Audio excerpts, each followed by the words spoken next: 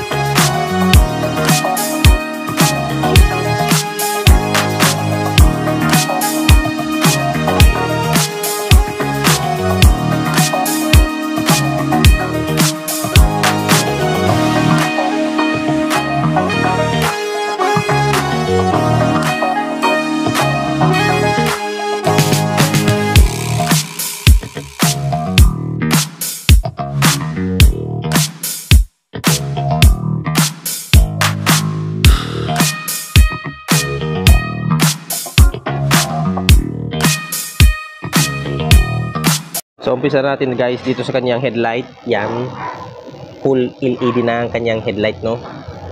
So design dito, nakikita natin parang may crown. Yan, tapos yung kulay niya is glossy black dito sa headlight niya, no? Tapos dito parang matte finish pero may glitter effect siya, no? Maganda yung pagka-plastic niya dito guys. Tapos yung design dito, mapapansin naman natin para siyang carbon type design. At dito yung R ng logo ng Rosie. So ayan, patulis siya. Iyan ang papansin natin. Sa kanyang design is parang may katulad siyang ibang motor, no? So bahala na kayo guys kung anong klaseng katulad niya, no?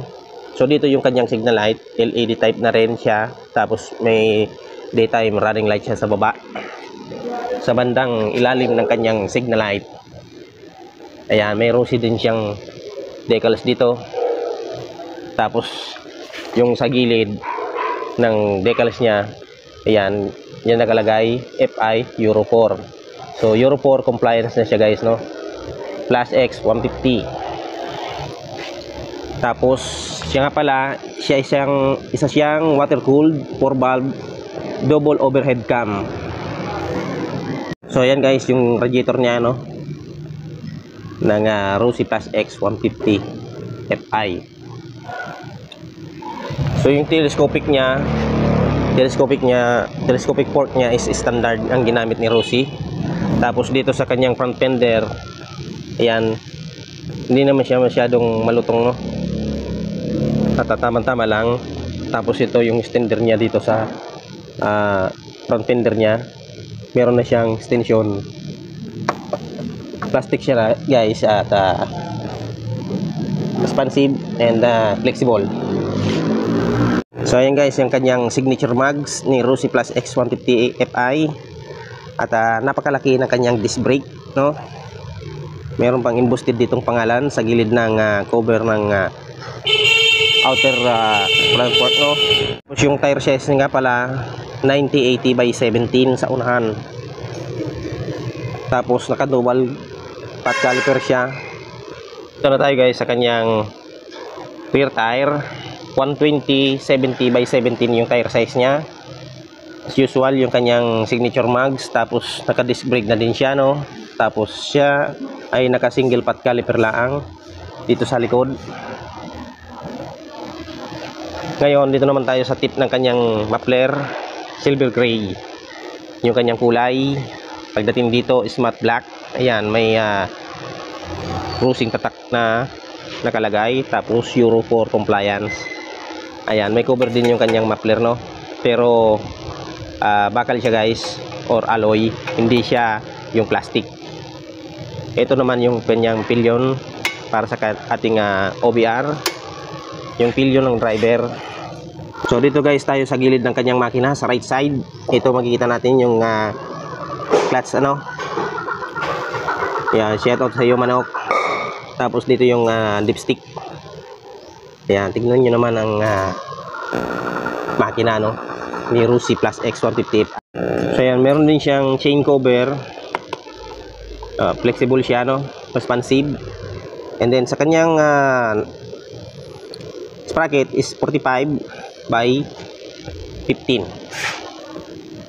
So dito na tayo sa left side ng kanyang makina. Ayan o, makikita natin yung loob ng kanyang makina. Ganda guys no, halatang hindi siya may ng klase. Halatang magandang klase yung makinang nakalagay dito sa Rusi Plus X 150 Fi. At siya nga pala guys, siya ay isang 6-speed. Yan. Dito na tayo guys sa kanyang taillight. Yan, LED type din yung kanyang taillight. Tapos may daytime running light din. Ayan, kapag nag-brake, yan ang ilaw. Foot brake, yan lahat. Tapos yung kanyang signal light is dito, LED type din.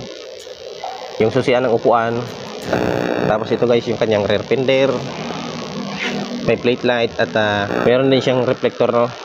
Tapos to yung plate holder. Yung kanyang rear fender is very responsive, accurate. So ayan, maganda yung design niya no.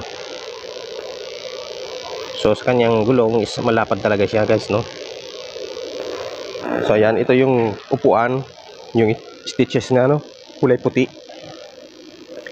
Iba naman yung design dito sa bandang driver at ibang design naman dito sa bandang OBR. Ayan, may logo din siyang R ano, symbolize for Rusi. Ito yung under seat. Tapos yung tangke. So hindi natin alam guys kung ilang capacity nito. Nag-range siguro siya ng 5 to 6 liters no. So, yung susian niya guys is standard pa no. Wala siyang safety lock. Tapos meron siyang USB port para sa ating charging. Ito yung bulsa niya, mababaw lang. Dito na dito yung basahan no. Yan, mababaw lang guys. Tapos yung design niya dito maganda. Parang may muscle type siya no. Yan, carbon type design yung dito sa gilid. So dito na tayo guys sa kanyang dashboard. Ayan, magkahalo siya no, yung digital tapos yung analog. So dito natin makikita yung neutral light, high and low beam, signal light.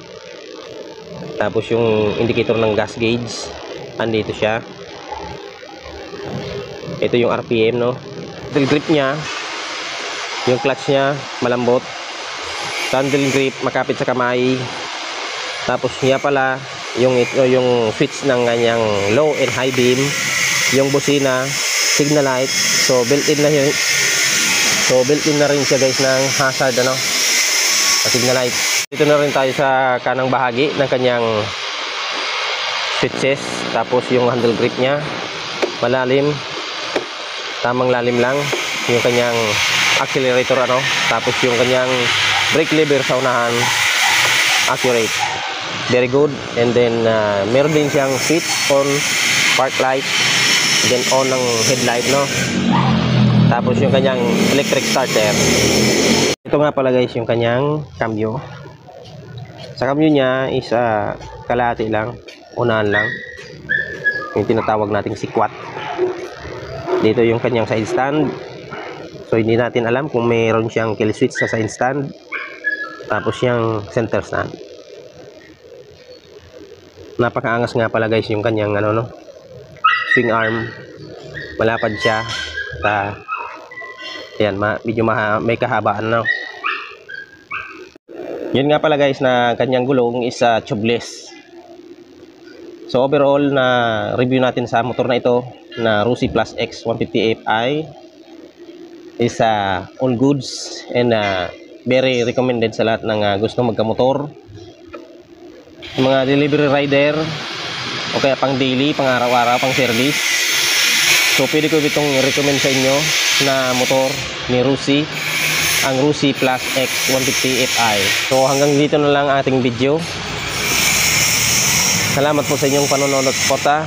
God bless, stay safe. Peace out.